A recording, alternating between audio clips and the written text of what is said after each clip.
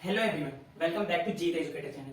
तो गाइस, हमारे class 12 macroeconomics का चैप्टर 2 चल रहा है, some basic concepts of macroeconomics. Lecture 1 में ऑलरेडी दे चुका हूं, उसमें मैंने circular flow of income, stock and flow में डिफरेंस और 2-3 टॉपिक्स करवा रखे हैं। आज लेक्चर 2 स्टार्ट करने जा रहा हूं, जिसमें मैं आपको depreciation, final goods, intermediate goods और कंज्यूमर गुड्स और कैपिटल गुड्स करवाने वाला हूं। तो चलिए गाइस, आज की वीडियो स्टार्ट करते हैं। गाइस, स्टार्ट करते हैं डेप्रिसिएशन के साथ। डेप्रिसिएशन क्या होता है? तो गाइस, आपने इसको अकाउंटेंसी में भी ये सब सुना होगा, डेप्रिसिएशन। तो इसको मैं एक एग्जांपल से बताता हूँ कि एक फैक्ट्री है, आपकी एक फैक्ट्री है और आप शू बनाते हो उस फैक्ट्री में, ठीक? तो आपने एक मशीन खरीदी है शू बनाने के लिए, जो बहुत जल्दी जल्दी शू बनाती है। तो आपकी वो जो मशीन है, मान लिया आप मान लो आज के समय में प्रेजेंट में आपने वो मशीन 1 लाख की खरीदी है, ठीक? 1 लाख की आज के समय में खरीदी है, ठीक? मान लो 2021 में आपने जनवरी में ये 1 लाख की खरीदी है। तो आज से 10 साल बाद मान लो 10 इयर्स आफ्टर, आज से 10 साल बाद क्या, ये जो मशीन आपने खरीदी है, ये एक्स मशीन जो खरीदी है, इसकी वैल्यू अभी भी क्या 1 लाख ही रहेगी? नहीं रहेगी ना, वो गिर जाएगी। क्यों गिर जाएगी? क्योंकि उस मशीन को आप रोज रेगुलर यूज करोगे अपने प्रोडक्शन प्रोसेस में। आप उसको जैसे जैसे यूज करोगे तो उसमें नॉर्मल वियर एंड टियर वो धीरे धीरे जो है उसकी जो वैल्यू है वो डेप्रिसिएट होगी। और 2-3 रीजंस होते हैं इसके। जो ये जो मशीन होती है, तो ये जो आपने जैसे खरीदा 1 लाख की खरीदी, आज से 10 साल बाद मान लो वो रह गई 60,000 की या 50,000 की। तो ये जो कमी आ रही है 40,000 की, 40,000 की और यहाँ पे जो 50,000 की ये जो कमी आ रही है, ये क्या है? ये हमारे डेप्रिसिएशन लॉस है। ये डेप्रिसिएशन है, ये डेप्रिसिएशन है 50,000, ठीक? तो गाइस, ये होता है डेप्रिसिएशन, ठीक? तो depreciation refers to a fall in the value of fixed assets. Fall किसमें फॉल होता है? Value of fixed assets. ये जो आपकी मशीन क्या थी, फिक्स्ड एसेट था और इसकी वैल्यू में फॉल आ गया due to normal wear and tear, passage of time, समय बीतने का। अब ऐसा भी सोचे, जरूरी नहीं आपने लाके अभी फैक्ट्री में रख दी, अब उसको आप इस्तेमाल नहीं कर रहे हो, ठीक? वो रख रखी है, तो क्या रखे रखी क्या उसकी वैल्यू में कमी नहीं आएगी? रखे रखे तो उसकी वैल्यू में कमी आएगी। कैसे? मान लो 10 साल के लिए आपने लाके रख दी है, ठीक? तो जो मॉइस्चर होता है, रेन और जो हवा में जो ऑक्सीजन मतलब जो नमी होती है, वो उस मशीन को खराब कर देगी, उस पर जंग लग जाएगा, रस्ट लग जाएगा। तो रखे रखे भी समय के साथ साथ जैसे जैसे गुजरेगा वो खराब हो जाएगी। या फिर एक्सपेक्टेड ऑब्सोलेसेंस, ठीक? ये क्या होता है? ऑब्सोलेसेंस का मतलब क्या होता है? इसका मतलब होता है कोई भी चीज अप्रचलन हो गई, यानी अब यूज में थी, अब वो एकदम ही साइड हो गई है, अप्रचलन हो गई है। अब मतलब कि चेंज इन टेक्नोलॉजी मान लो, जैसे कि चेंज इन टेक्नोलॉजी। पहले जैसे देखो, आज से बहुत साल पहले, ज्यादा साल पहले नहीं, मतलब तकरीबन 10 साल पहले ही ले लो, ज्यादातर फोन कैसे चलते थे? जो कीपैड वाले फोन चलते थे, ये डब्बा, जिसे आजकल हम डब्बा कहते हैं, तो ये डब्बे चलते थे। अब आज के समय में आप छोटे से छोटे बच्चा देख लो, उसके पास क्या है? स्मार्टफोन है, टच वाला फोन है, टच करो सैंग, ठीक? तो ये जो ये क्या हो गया? ये एक्सपेक्टेड ऑब्सोलेसेंस हो गया, ठीक? यानी कि हमारी जो टेक्नोलॉजी थी वो चेंज हो गई। आप इसको चेंज इन टेक्नोलॉजी भी बोल सकते हो, चेंज इन टेक्नोलॉजी, ठीक? तो ये होता है डेप्रिसिएशन, यानी किसी भी एक जो फिक्स्ड हमारी जो वैल्यू होती है ना, जो हमारी कोई फिक्स्ड एसेट होता है ना, उसकी जो वैल्यू में फॉल आना, उसकी वैल्यू अगर कम हो जाती है तो वो होता है डेप्रिसिएशन होता है। तो गाइस, इसके रीजंस होते हैं कि वो वैल्यू जो कम क्यों होती है। तो गाइस, मैं उसके रीजंस बताता हूँ अभी। तो गाइस, डेप्रिसिएशन क्या होता है वो मैंने बता दिया। तो अब रीजंस जानते हैं उसके, रीजन कि डेप्रिसिएशन होता क्यों है। तो जो पहला रीजन है ना गाइस, वो है normal wear and tier. Normal wear and tier, इसमें क्या होता है? क्योंकि जो हमारा फिक्स्ड एसेट्स होता है ना, जो भी हम खरीद के लाए थे, हम एक मशीन लाए थे शू बनाने के लिए फैक्ट्री में, तो हम उसका कॉन्टिन्यूअस लगातार यूज करते हैं प्रोडक्शन प्रोसेस में। तो उससे क्या होती है, जो हमारी जो मशीनरी होती है उसकी वैल्यू धीरे धीरे कम होती चली जाती है। क्योंकि जैसे अब हमने जब हम अपने शू खरीदते हैं या कोई चप्पल वगैरह खरीदते हैं, तो धीरे धीरे समय के साथ वो घिसती चली जाती है, उसकी वैल्यू कम हो जाती है, उसकी जो वैल्यू में होता है फॉल आ जाता है। तो वही है नॉर्मल वियर एंड टियर। क्या है? Continuous use of fixed assets. कैसा यूज? कॉन्टिन्यूअस, ठीक? In production process decreases their productive capacity and value. यानी कि जो हमने एग्जांपल लिया था जो मशीन का, अगर हम उसका कॉन्टिन्यूअस यूज करेंगे तो उससे क्या होगा? उसकी जो क्या होगा? प्रोडक्शन प्रोसेस मतलब उसकी जो प्रोडक्टिव कैपेसिटी है वो भी कम हो जाएगी और उसकी वैल्यू भी कम हो जाएगी लगातार यूज करने के साथ। तो पहला रीजन होता है ये नॉर्मल वियर एंड टीयर। जो सेकंड रीजन होता है वो क्या होता है, ये पासेज ऑफ टाइम।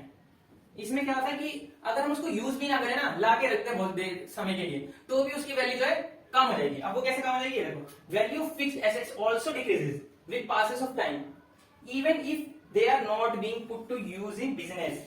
अगर हम उसको अपने बिजनेस में यूज ना करें फिर भी, ठीक है। एग्जांपल जैसे रेन, विंड, वेदर, यानी कि जैसे हमने लाके रखी हुई है उस पर रेन का असर होगा, विंड का असर होगा, वेदर का असर होगा, तो उसमें क्या होगा, जंग लगेगा, वो रस्ट पकड़ लेगा, तो उसकी वैल्यू वैसे भी कम हो जाएगी। जो तीसरा रीजन होता है गाइस, होता है वो होता है एक्सपेक्टेड ऑब्सोलेसेंस। ठीक, क्या होता है expected obsolescence?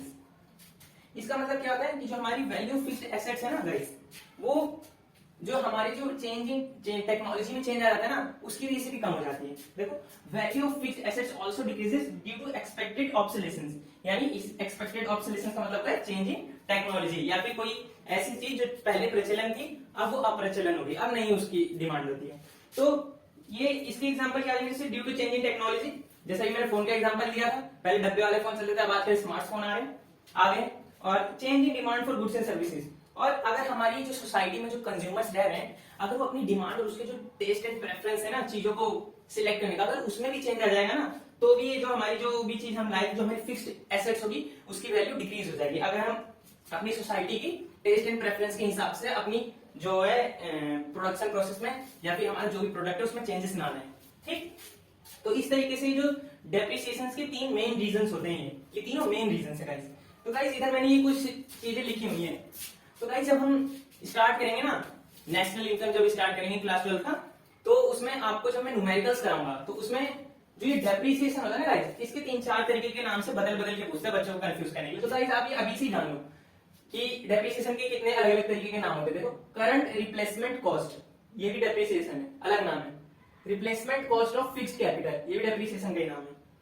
Capital consumption allowance, ठीक, कंजम्पशन ऑफ फिक्स्ड कैपिटल, ये सब क्या है गाइस, इन चारों का मतलब क्या है, डेप्रिसिएशन। ठीक है, आगे जब हम अपना नेशनल इनकम इस्तेमाल स्टार्ट करेंगे तब हमारा जो ये चीज काम आएगी। सबसे ज्यादा जो आपको नाम देखने को मिलेगा ना गाइस, वो ये वाला मिलेगा, कंजम्पशन ऑफ फिक्स्ड कैपिटल। ठीक, तो ये होता है गाइस डेप्रिसिएशन, उसकी मीनिंग, उसके रीजंस ये होते हैं गाइस। ये जो एक्सपेक्टेड ऑब्सोलेसेंस है, ये अनएक्सपेक्टेड भी तो हो सकता है ना, जैसे ये एक्सपेक्टेड है। अब ये देखो, एक होता है एक्सपेक्टेड ऑब्सोलेसेंस, एक होता है अनएक्सपेक्टेड। अब देखो मैं बताता हूं आपको क्या होता है।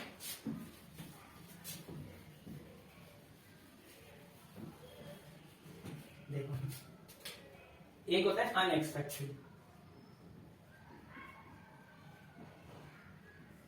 एक तो हो गया एक्सपेक्टेड ऑब्सोलेसेंस, एक हो गया अनएक्सपेक्टेड ऑब्सोलेसेंस। अब जो अनएक्सपेक्टेड वाला है ना, अगर अनएक्सपेक्टेड, जैसे एक्सपेक्टेड में तो हमें पता है कि क्या पता आगे हमारी टेक्नोलॉजी चेंज हो जाए, या फिर जो है डिमांड जो change in demand of goods and services आ जाए। ठीक, तो इस तरीके से ना गाइस, तो जो ये डेप्रिसिएशन होता है ना, नॉर्मल डेप्रिसिएशन, इसमें जो हमारे जो बिजनेस के जो एनालिटिक्स होते हैं ना, और जो मतलब हमारे जो बिजनेस चला रहे होते हैं लोग, वो पहले से ही ना अज्यूम कर लेते हैं, और पहले से ही ना इसलिए ना डेप्रिसिएशन के लिए प्रोविजन बना के रखते हैं, ताकि कि आज हम ये मशीन खरीद के लाए 1 लाख रुपए की, आज से 10 साल बाद जो है इसकी इतनी वैल्यू रह जाएगी। तो उस हिसाब से ना वो नई मशीन ताकि खरीद के लेंगे, उस हिसाब से ना इसका पहले से ही प्रोविजन बनाने लग जाते हैं। तो धीरे धीरे उसका प्रोविजन, मतलब जितने की भी एक्सपेक्टेड उनका अनुमान होता है कि इतने तक की वैल्यू गिरेगी, उतने तक का प्रोविजन बना लेते हैं। तो एक होता है अनएक्सपेक्टेड, उसमें क्या होता है कि जरूरी थोड़ी कि जो हमारा जो वैल्यू गिर रहा है इन्हीं 3 रीजन से गिरे, अलग रीजन भी तो हो सकता है, अनएक्सपेक्टेड ऑब्सोलेसेंस भी तो हो सकता है।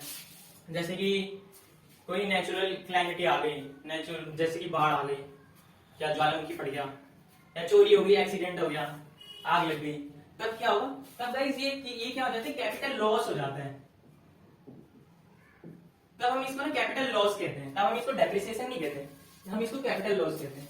तो गाइस जो कैपिटल लॉस होता है ना, और डेप्रिसिएशन में जो मेन डिफरेंस है वो क्या है, डेप्रिसिएशन क्या होता है, जो हमारी फिक्स्ड एसेट्स होती है उसकी वैल्यू में फॉल होता है, उसकी वैल्यू में फॉल आना, और क्या होता है उसकी वैल्यू में लॉस आना।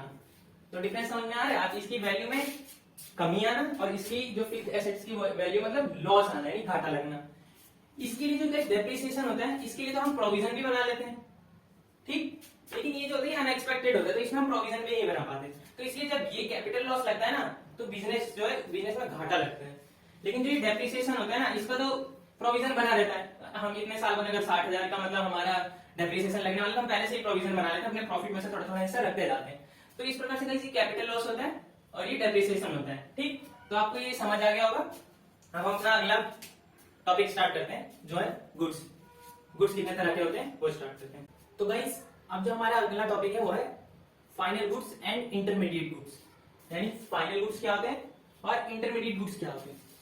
तो गाइस, इन दोनों ही फाइनल गुड्स और इंटरमीडिएट गुड्स को बताने से पहले मैं आपको एक एग्जांपल के थ्रू एक चीज बताना चाह रहा हूं, जिससे जो है आप इन दोनों गुड्स को बड़ी आसानी से समझ पाओगे।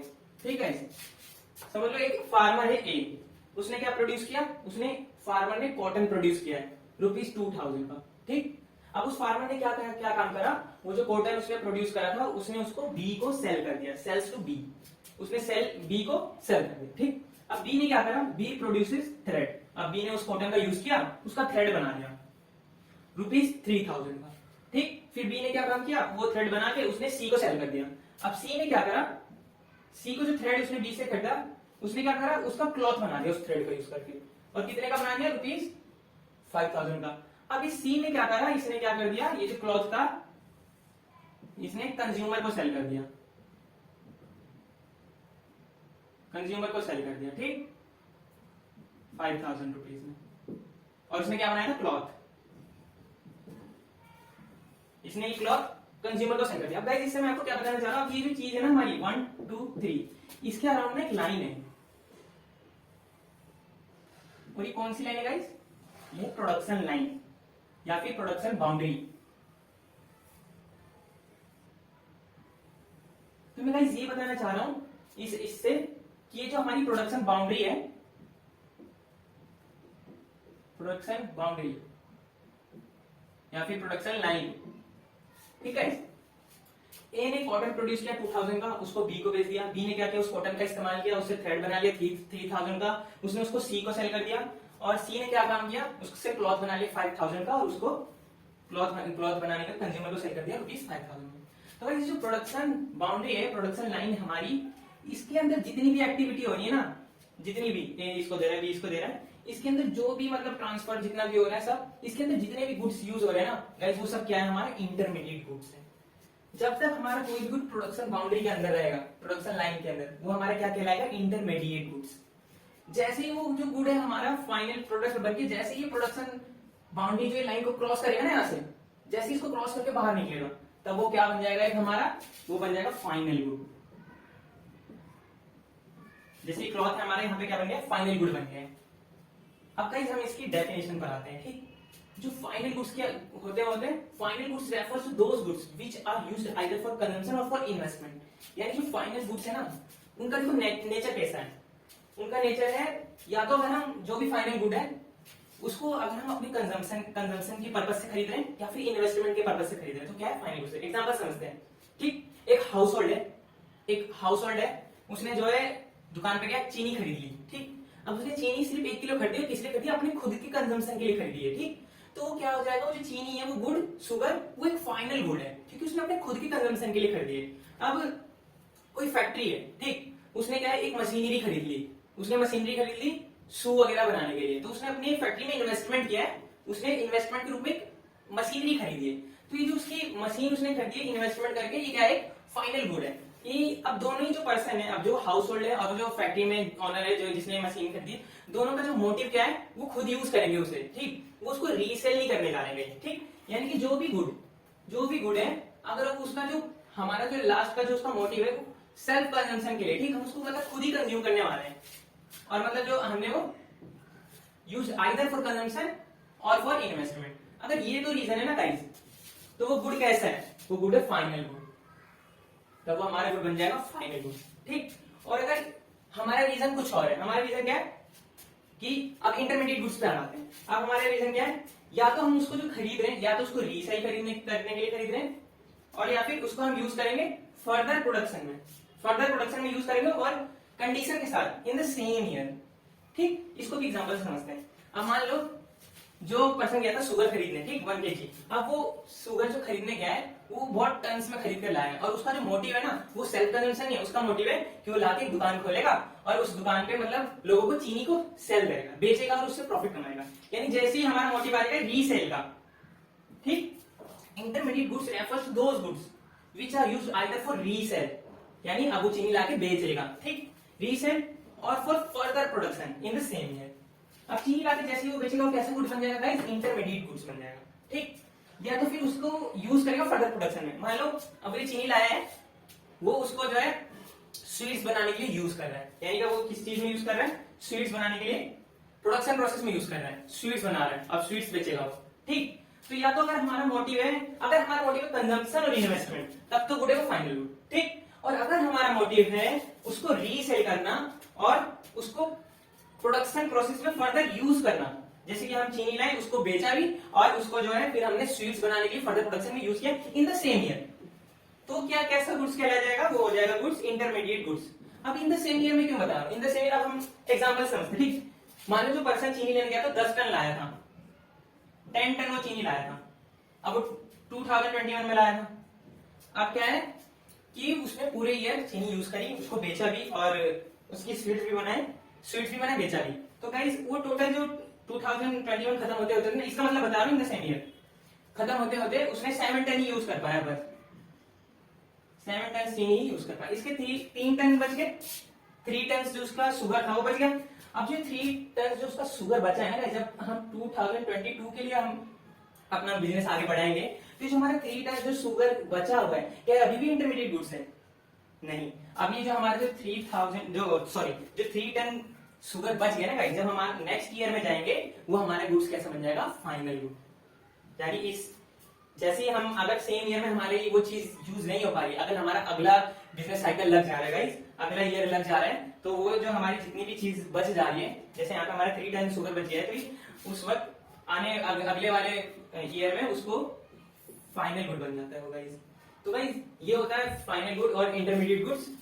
और ये प्रोडक्शन बाउंड्री क्या होती है, प्रोडक्शन, ये जो हमारा प्रोडक्टिव सेक्टर है, ये हमारे प्रोडक्टिव सेक्टर है, इसके अराउंड जो एक लाइन होती है ना गाइस, ये होती है प्रोडक्शन लाइन या फिर production boundary, a line around productive sector.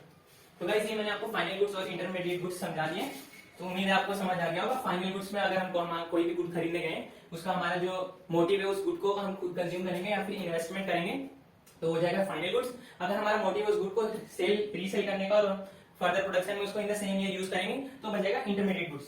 तो गाइस ये जो गुड्स होते हैं ना, हम गुड्स देख के ना उसको बता नहीं सकते कि मतलब फाइनल गुड है या इंटरमीडिएट गुड है। मतलब मैं क्या कहना चाह रहा हूँ उसको समझो, उस बात को समझो, ठीक। देखो इसको इतना मिटा देते हैं पहले।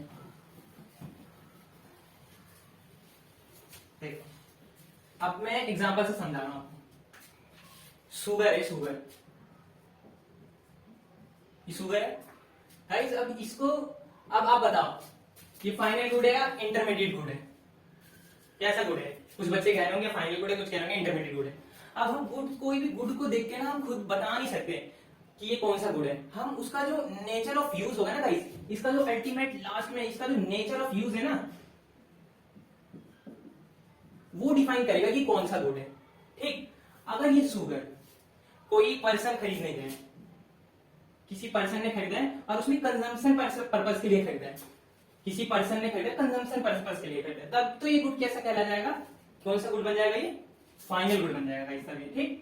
हमारी डेफिनेशन मीट हो जाएगी, तो कंजम्पशन के लिए खरीदेगा तो फाइनल गुड बन जाएगा।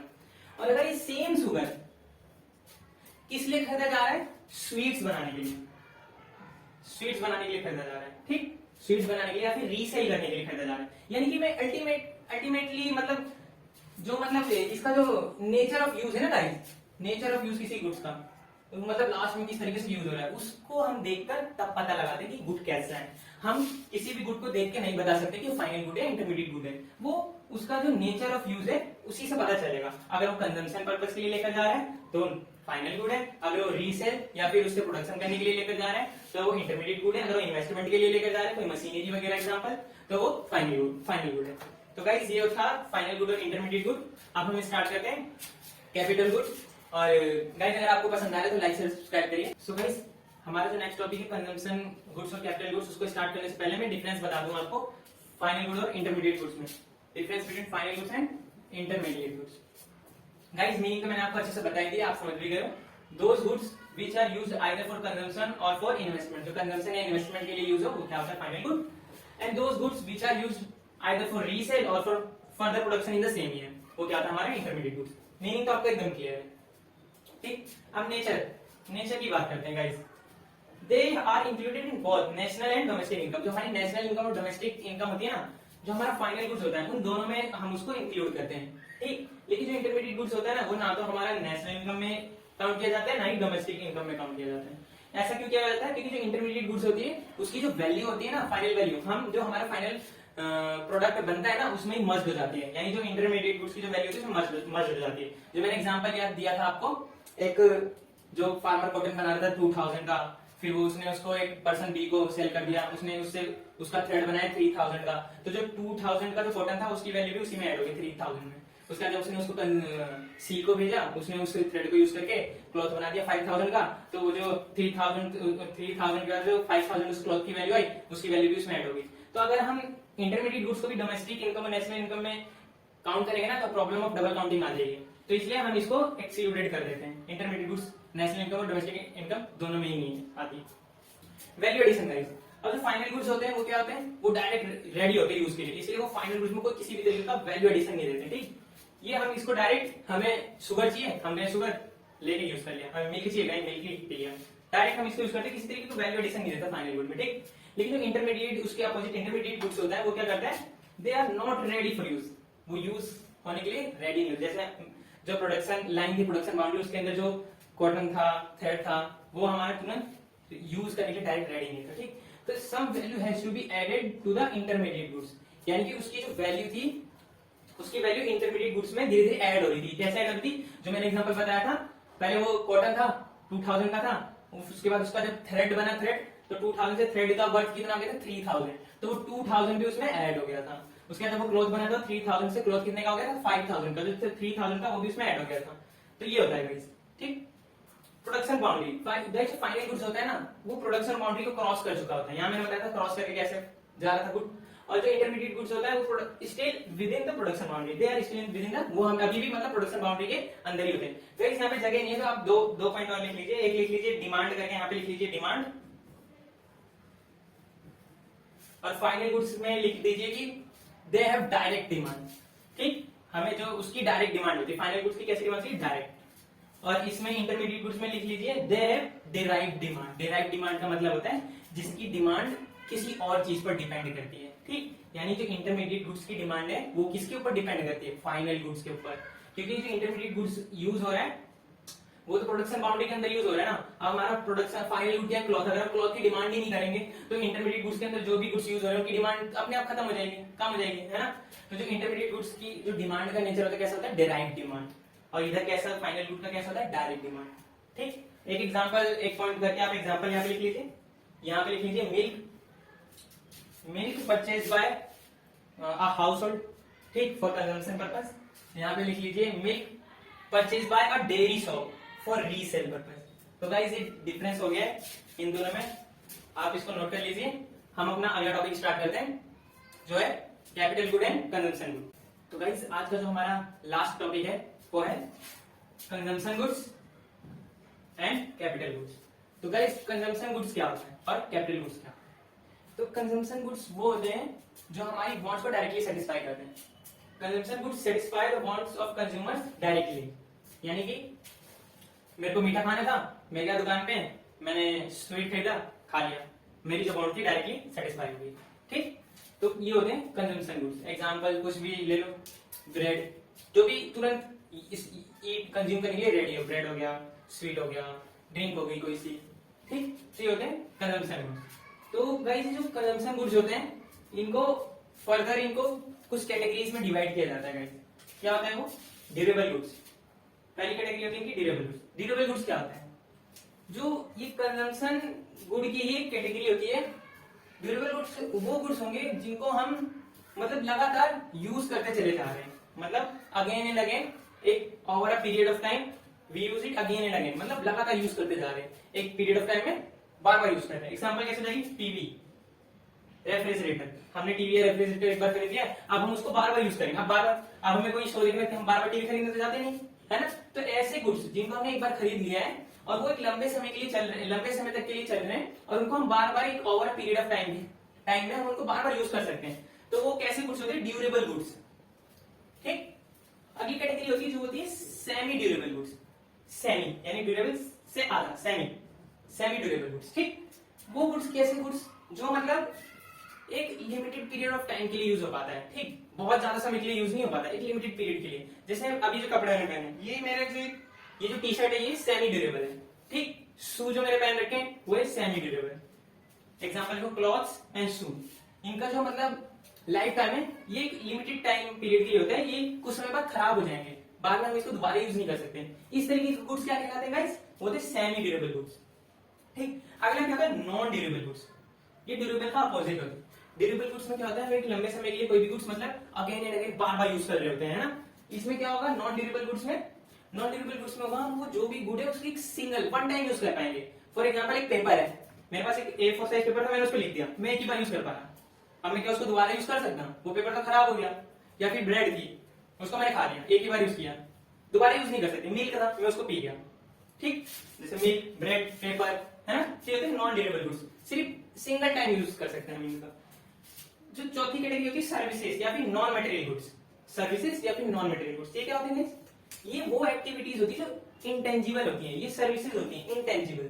ठीक, ये जैसे कि अब मैं जैसे आपको टीच कर रहा हूँ, अब मैं जो सर्विस दे रहा हूँ इंटेंजिबल है। ठीक, इंटेंजिबल एक्टिविटीज वो होती है जिन्हें हम ना तो छू भी नहीं सकते और देख भी नहीं सकते।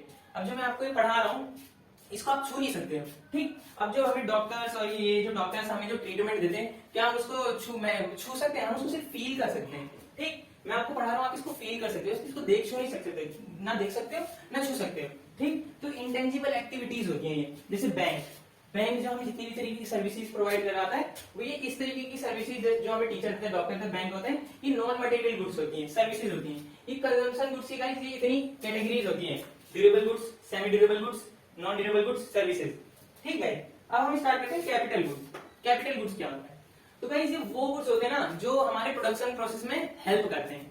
Capital goods are those goods which help in production of other goods and services. Example plant, machinery, equipments.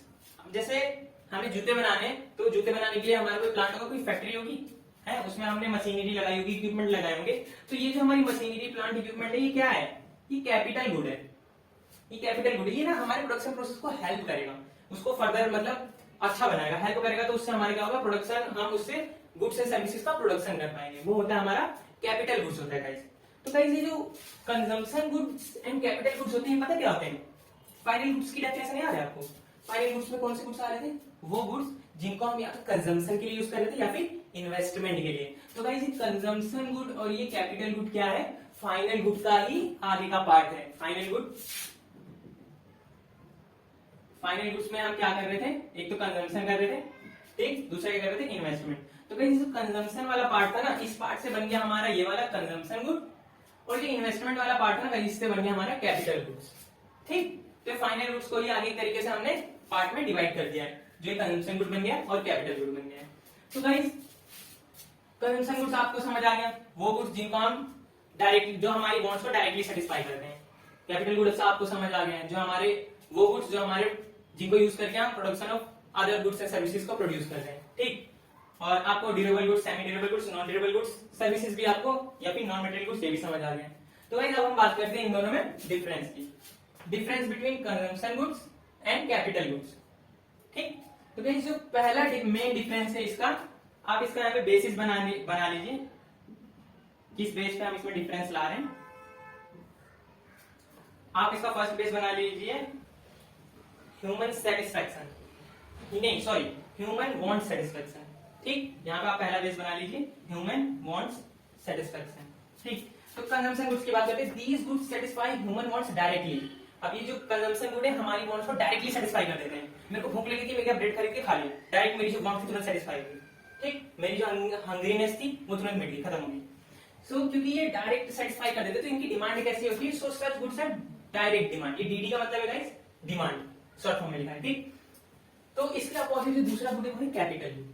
ठीक, such goods satisfy human wants indirectly. अब देखो इनडायरेक्टली कैसे करते हैं। ये जो कंजम्पशन गुड्स था वो डायरेक्टली हमारी वांट्स को सेटिस्फाई कर देता है। अभी जो कैपिटल गुड है ये इनडायरेक्टली सेटिस्फाई करता है। इनडायरेक्टली कैसे? अब वो जो ब्रेड बनी थी, जो ब्रेड मैंने खा के अपनी भूख मिटा डायरेक्टली अपनी वांट सेटिस्फाई कर ली, उस ब्रेड को बनाने में मशीनरी प्लांट इक्विपमेंट यूज हुआ होगा। तो कहीं ना कहीं वो मशीनरी और प्लांट अगर नहीं होते तो क्या, अगर ये मशीनरी प्लांट इक्विपमेंट जो ब्रेड बना रहे थे अगर वो नहीं होते तो ब्रेड नहीं बनती। ब्रेड नहीं बनती तो हम खरीदते कैसे? मेरी डायरेक्ट वांट कैसे सेटिस्फाई होती है ना। तो यानी कि इनडायरेक्टली कहीं ना कहीं ये जो गुड्स है इनडायरेक्टली हमारी वांट्स को सेटिस्फाई कर रहे हैं। ठीक, इन्होंने मतलब उस गुड्स को बनाया है तभी वो मार्केट में आया है और उसको हमने परचेज करके उसको हमने अपनी वांट्स को डायरेक्ट सेटिस्फाई कर लिया। तो such goods satisfy human wants indirectly, क्योंकि अभी इनडायरेक्टली हमारी वांट्स को सेटिस्फाई कर रहा है। तो इसलिए जो इसका जो डिमांड का नेचर होगा वो कैसा होगा? Derived demand. अभी थोड़ी देर पहले बताया था मैंने। So such goods have derived demand. ठीक, अब डेराइव्ड डिमांड का मतलब मैं बता चुका हूं पहले आपको, जिसकी डिमांड दूसरी चीजों पर डिपेंड होती है या फिर दूसरे गुड्स के ऊपर डिपेंड करती है, दूसरी चीजों के ऊपर। जैसे आप वो जो अभी जो मैंने ब्रेड खाई है वो डिमांड, उसकी डिमांड किसके ऊपर जो है निर्भर कर रही है? वो मेरे ऊपर निर्भर कर रही है। अगर मैं ब्रेड की डिमांड ही ना करूं तो ये कैपिटल गुड्स किस काम का? अगर सभी इकोनॉमिस्ट ने ब्रेड की डिमांड खत्म कर दी, कोई नहीं खा रहा है, तो फिर जो कैपिटल गुड्स ब्रेड की फैक्ट्री में यूज हो रहे थे, प्लांट मशीनरी इक्विपमेंट्स, उनकी भी डिमांड खत्म हो जाएगी। उनकी डिमांड कब है? जब ब्रेड जो फाइनल प्रोडक्ट है उसकी डिमांड रहेगी, मतलब बढ़ेगी या फिर रहेगी। ठीक है, तो इस तरीके से होता है डेराइव्ड डिमांड। कैपिटल गुड्स का जो डिमांड होती है डेराइव्ड डिमांड होती है, यानी फाइनल गुड्स के डिमांड के ऊपर बेस। ठीक, अगला क्या है? कंजम्पशन गुड्स का नेक्स्ट पॉइंट है they do not promote production capacity.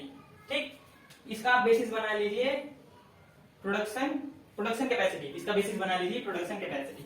ठीक, अब कंजम्पशन गुड्स है ये, क्या हम इसको जाके खा रहे हैं, यूज कर रहे हैं, डायरेक्ट यूज कर रहे हैं, तो इससे क्या हमारी प्रोडक्शन बढ़ रही है? नहीं बढ़ रही ना। तो ये किसी तरीके से हमारे प्रोडक्शन प्रोसेस में किसी तरीके से हेल्प कर रहे हैं? नहीं कर रहा। इसको हम यूज कर रहे हैं, खा रहे हैं डायरेक्ट, तो they do not promote production capacity. इसके अपोजिट जो कैपिटल गुड्स है वो क्या करता है? They help in raising production capacity. जैसे जो ब्रेड की फैक्ट्री थी उसमें जो मशीनरी इक्विपमेंट लगी थी वो क्या कर रहा है? वो हेल्प कर रहा है कि ब्रेड का प्रोडक्शन और भी तेजी से बढ़े। ठीक, तो जो कैपिटल गुड्स होते हैं उनका प्रोडक्शन कैपेसिटी में क्या करते हैं? वो हेल्प करते हैं, वो प्रोडक्शन कैपेसिटी को इंक्रीज करते हैं, रेज करते हैं। लेकिन जो कंजम्पशन गुड्स होते हैं वो ऐसा कुछ भी नहीं करते। ठीक, अगला क्या है? कंजम्पशन गुड्स का अगला डिफरेंस है most of consumption goods have limited expected time. इसका आप बेस बना लीजिए एक्सपेक्टेड लाइफ या फिर एक्सपेक्टेड लाइफ पीरियड। ठीक है, इसका एक्सपेक्टेड लाइफ बना लीजिए। ठीक, एक्सपेक्टेड लाइफ। तो कंजम्पशन गुड्स की लाइफ कैसी होती है? इनकी लाइफ लिमिटेड होती है। ठीक, ये बहुत ज्यादा समय के लिए नहीं होती। जैसे ब्रेड हो गया है ना, ब्रेड हमारा देखो कैसा है, ब्रेड ये नॉन ड्यूरेबल है, एक ही बार यूज कर सकते हैं, सिंगल है। ठीक, semi durable limited time period के लिए, और ड्यूरेबल जो थोड़े ज्यादा समय के लिए होते हैं। ठीक, तो इसी तरीके से जो हमारे कंजम्पशन गुड्स होता है किस तरीके का होता है? उसका जो मोस्ट ऑफ कंजम्पशन गुड्स है लिमिटेड एक्सपेक्टेड टाइम, उसका कैसा टाइम होता है? लिमिटेड होता है, लिमिटेड एक्सपेक्टेड टाइम। उसके अपोजिट जो कैपिटल गुड्स होता है ना उसका कैसा होता है? मोर देन 1 ईयर का होता है। ठीक, capital goods have an expected life of more than 1 year, यानी जो इसकी एक्सपेक्टेड लाइफ टाइम होता है जो हम अनुमान लगाते हैं 1 साल से ज्यादा। अब जो मशीनरी इक्विपमेंट लाए जाहिर सी बात है 1 साल से तो ज्यादा चलेगी। ठीक, लेकिन इधर जो हम ब्रेड और जो कपड़े यूज कर रहे हैं उनकी कोई गारंटी नहीं है, वो 1 साल से पहले भी खराब हो सकते हैं। ठीक, तो गाइस ये था कंजम्पशन गुड और कैपिटल गुड्स, इसका मैंने इधर डिफरेंस भी बता दिया है। तो गाइस अब हम आगे इसमें जो है नेशनल इनकम से पहले वाला चैप्टर जो है सम रिलेटेड एग्रीगेट्स, इसमें एग्रीगेट्स बताए गए हैं आपको, वो वाला अगला टॉपिक मैं आपको पढ़ाऊंगा। तो आपको अगर पसंद आ रहा है लाइक शेयर सब्सक्राइब करिए। Thank you guys.